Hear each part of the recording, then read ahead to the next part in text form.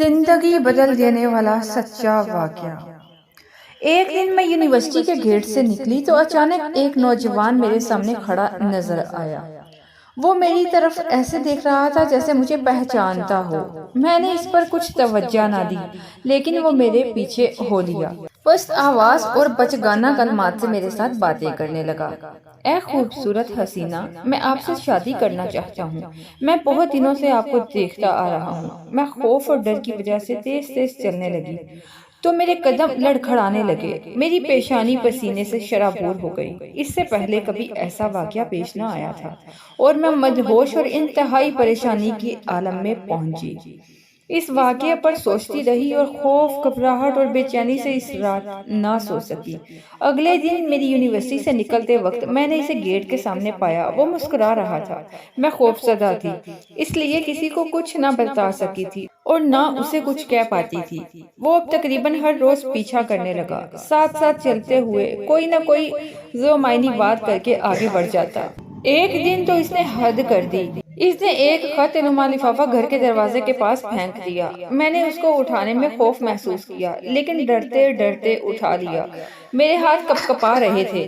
میں نے اسے کھولا اور پڑھا تو اس میں محبت بھرے کلمات تھے، جنون عشق کے دعوے تھے، اور مزید جو اس نے مجھے تنگ کیا اور پریشان کیا تھا، اس کی معذرت کی تھی، بار بار معافی مانگی تھی۔ میں نے کاغذ پھاڑا اور پھینک دیا۔ کچھ دیر بعد میرے موبائل فون کی گھنٹی بجی۔ میں نے کال ریسیو کی تو اچانک وہی نوجوان خوبصورت کلام سے بول رہا تھا۔ آپ نے خط پڑھ لیا یا نہیں؟ میں نے کہا، اگر تم نہیں سدھرے تو میں اپنے گھر والوں کو بتا دوں گی اور نقصان تمہارا ہوگا، اور میں نے فون بند کر دیا۔ 1 منٹ بعد دوبارہ فون کر دیا۔ پیار جتانے لگا کہ میرا مقصد بڑا نیک ہے اور شادی کرنا چاہتا ہے، اور کہنے لگا کہ وہ بڑا مالدار ہے، عنقریب میرے لیے وہ ایک خوبصورت گھر بنائے گا، وہ میرے تمام خواہشات کو پورا کرے گا۔ مزید کہا کہ وہ اکلوتا ہے، اس کے خاندان سے کوئی باقی نہیں بچا۔ مختصر، اور اس پر میرا دل نرم پڑ گیا۔ بات چیت کرنے لگی اور بے تکلفی اختیار کرنے لگی۔ اب میں ہر وقت اس کے فون کی منتظر رہتی۔ یونیورسٹی سے نکلتے وقت اس کو تلاش کرتی کہ شاید اس کو دیکھ پاؤں، لیکن بے سود۔ ایک دن یونیورسٹی سے نکلی تو اچانک وہ میرے سامنے تھا۔ میں خوشی سے پھٹ پڑی۔ میں اس کی دعوت دینے پر اس کے ساتھ گاڑی میں گھومنا شروع ہوئی۔ میں گاڑی میں بیٹھ کر میں اس کی طرف دیکھتی رہتی اور وہ میری طرف دیکھتا رہتا۔ میں اس نوجوان کی بے حد دیوانی ہو چکی تھی۔ محبت اور پیار کا پاگل پن شروع ہو چکا تھا، لیکن مجھے معلوم نہیں تھا کہ میں محض اس نوجوان کا پکڑا شکار بن چکی تھی۔ میں نے بہت مرتبہ اس کے ساتھ اس کے گھر میں آنا جانا شروع کر دیا، لیکن اس وقت جب اس کے گھر والے موجود نہیں ہوتے تھے میں سب سے عزت والی چیز کو کھو بیٹھی تھی۔ اس نوجوان کی محبت میں ہر درد اور اذیت کو خوشی سے برداشت کر چکی تھی۔ جب جذبات کچھ ٹھنڈے پڑے تو میں پاگلوں کی طرح اپنے کپڑوں کی جانب بڑھی۔ مجھے اس وقت شدید شرمندگی اور پچھتاوا ہو رہا تھا۔ میں نے روتے ہوئے اس سے گلہ کیا کہ تو نے یہ میرے ساتھ کیا کیا؟ تم ڈرو نہیں، تم میری بیوی ہو۔ اور میں تمہاری بیوی کیسے ہوں؟ تم نے میرے ساتھ نکاح نہیں کیا۔ میں عنقریب تم سے نکاح کر لوں گا۔ میں بے بسی محسوس کر رہی تھی۔ میں لڑکھڑاتی ہوئی اپنے گھر پہنچی۔ میری پنڈلیاں میرا بوجھ اٹھا نہیں رہی تھی۔ یا الہی، یہ میں نے کیا کر دیا؟ کیا میں پاگل ہو گئی ہوں؟ مجھ پر کیا مصیبت پڑی تھی کہ اس نوجوان کے ہاتھوں اپنی عزت خود ہی لٹوا بیٹھی تھی؟ میں روتی اور کڑوے اشک پیتی۔ میں نے پڑھائی چھوڑ دی اور انتہا درجے کی بدحال ہو گئی۔ گھر والوں میں سے کوئی بھی اصل معاملے تک نہیں پہنچ سکا تھا، لیکن میں ایک وعدے سے لٹکی تھی کہ اس کا میرے ساتھ شادی کا وعدہ تھا۔ کئی دن بیت گئے۔ اس کے بعد کیا ہوگا؟ اچانک ایسا حادثہ ہوا جس نے میری زندگی داؤ پر لگا دی۔ 1 ماہ بعد میرے موبائل کی گھنٹی بجی۔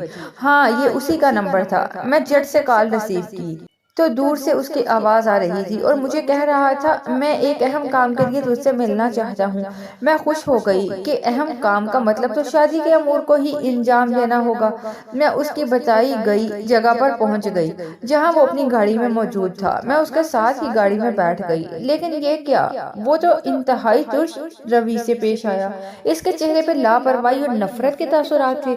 وہ کہنے لگا کہ سب سے پہلے یہ بات ذہن میں اچھی طرح بٹھا لو کہ میں تمہارے ساتھ کبھی بھی شادی نہیں کروں گا، اور ایک شیطانی مسکراہٹ کے ساتھ کہتا ہے کہ میرے نزدیک تمہاری حیثیت ایک طوائف سے زیادہ کچھ نہیں ہے۔ ہاں، اگر تم چاہو تو ہم بغیر کسی قید کے اکٹھے رہیں گے۔ تمہارے بحیثیت طوائف تمام حقوق پورے کروں گا۔ میں نے لاشعوری طور پر ہاتھ اٹھا دیا اور اس کے چہرے پہ ایک زوردار تھپڑ رسید دیا۔ میں نے تقریباً چلاتے ہوئے کہا کہ میں سمجھتی تھی کہ تم اپنی غلطی کی اصلاح کرو گے، لیکن تم ایک انتہائی کمینے اور غلیظ انسان ہو۔ اس کے ساتھ ہی میں اس کی گاڑی سے نیچے اتر آئی اور رونے لگی۔ اس نے شیشے میں سے سر باہر نکال کر آواز دی، بولا، تھوڑی دیر مہربانی فرما کر رکیں، میرے پاس تمہارے لیے ایک عمدہ گفٹ ہے۔ تو میں نے پیچھے مڑ کر دیکھا تو اس کے ہاتھ میں ایک سیڑھی تھی۔ وہ اسے بے باکانہ اپنی انگلیوں کے کناروں سے اٹھائے ہوئے تھا اور متکبرانہ الفاظ اور شیطانی مسکراہٹ سے کہہ رہا تھا، میں عنقریب اس سیڑھی کے ذریعے تجھے توڑ پھوڑ کر رکھ دوں گا۔ میں نے انتہائی خوفزدہ ہو کر اور کپکپاتے جسم کے ساتھ اس سے سوال کیا، اس سیڑھی میں ایسا کیا ہے؟ وہ بولا، میرے ساتھ گاڑی میں بیٹھو اور ایک بار دیکھو اس سیڑھی میں کیا ہے۔ میں ڈر اور خوف کی وجہ سے ایک بار پھر اس کے ساتھ گاڑی میں بیٹھ گئی۔ اس نے گاڑی میں لگی اسکرین کے ذریعے وہ مکمل ویڈیو دکھائی جس میں وہ لمحات قید تھے جب ہمارے درمیان وہ حرام کام ہو رہا تھا۔ وہ اس میں ریکارڈ تھا اور میری حالت اس وقت ایسی تھی کہ جیسے ابھی بے ہوش ہو کر گر پڑوں گی۔ میرا پورا جسم خوف سے کانپ رہا تھا اور میرے آنسو بے اختیار بہتے جا رہے تھے، لیکن میں نے ہمت کر کے اس سے صرف اتنا کہا، او بزدل، تو نے یہ کیا کیا؟ او گھٹیا انسان، کیوں کیا یہ سب میرے ساتھ؟ اس نے کہا، وہاں پر خفیہ کیمرے نصب تھے جو ہر حرکت اور پست آواز کو ریکارڈ کر رہے تھے۔ اب تم میری غلام بن کر رہو گی، جیسا میں کہوں گا ویسا کرو گی۔ اور ایک پھر اس ظالم شخص نے گاڑی کے اندر ہی میری عزت کو تار تار کیا۔ میں رونے اور چلانے لگی، لیکن اب اس کا کوئی فائدہ نہ تھا۔ میں لٹی پھٹی عزت کے ساتھ گھر واپس آ گئی۔ میں بے بس ہو چکی تھی۔ یہ صرف اب میرا معاملہ نہ تھا، میرے گھر والوں بلکہ پورے خاندان کی عزت داؤ پر لگ چکی تھی۔ اب میں اس کے ہاتھ میں قیدی بن چکی تھی۔ وہ مجھے ایک آدمی سے دوسرے آدمی کی طرف منتقل کرتا رہتا اور رقم بٹورتا۔ میں دلدل میں گر چکی تھی اور زندگی تباہی کی طرف لے جا چکی تھی، جبکہ میرے گھر والے میرے کرتوتوں سے بے خبر تھے۔ انہیں مجھ پہ مکمل بھروسہ تھا، لیکن اس ظالم شخص نے ایک دن وہ ویڈیوز انٹرنیٹ پر وائرل کر دی۔ ویڈیو پھیل گئی اور میرے چچا کے بیٹے کے ہاتھ لگ گئی اور پھر سارا معاملہ کھل گیا اور راز فشاں ہو گیا۔ میرے ماں باپ اور سارے خاندان کو پتہ چل گیا۔ رسوائی سارے شہر میں پھیل گئی اور ہمارا گھر شرمندگی سے لتھڑ گیا۔ میں اپنی جان بچانے کے لیے بھاگ کھڑی ہوئی اور اسی ظالم کے ہاتھوں مزید برباد ہونے کے لیے پہنچ گئی، کیونکہ اس کے سوا اب میرا کوئی ٹھکانہ نہ تھا۔ اب میں اس دھندے میں مکمل طور پر داخل ہو چکی تھی۔ معاشرے نے مجھے ایک نام دے دیا۔ اب میں ایک طوائف کہلاتی ہوں۔ میرے شب و روز اس نام کے دھندے سے جڑے ہوئے ہیں۔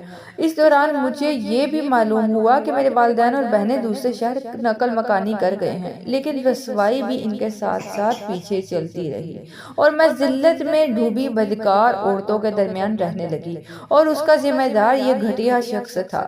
کسی روبوٹ کی طرح وہ مجھے حرکت دیتا، میں خود کچھ بھی نہ کر سکتی تھی۔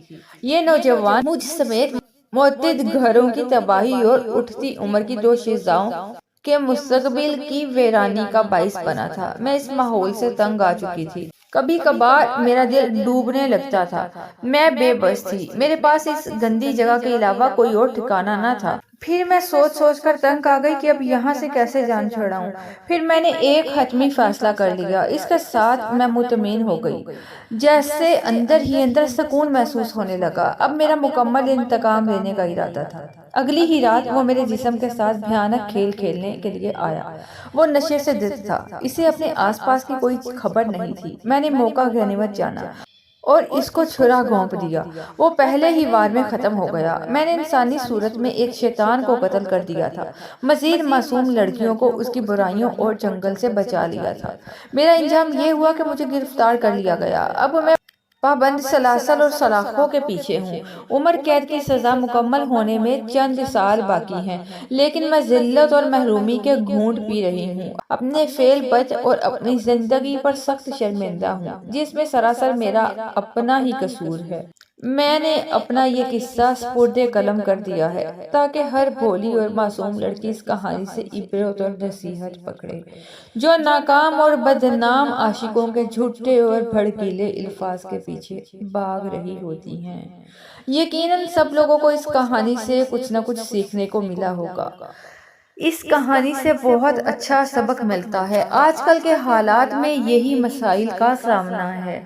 آج کل یہی کچھ ہو رہا ہے، جو خدا را بچیے اور باقیوں کو بچائیے۔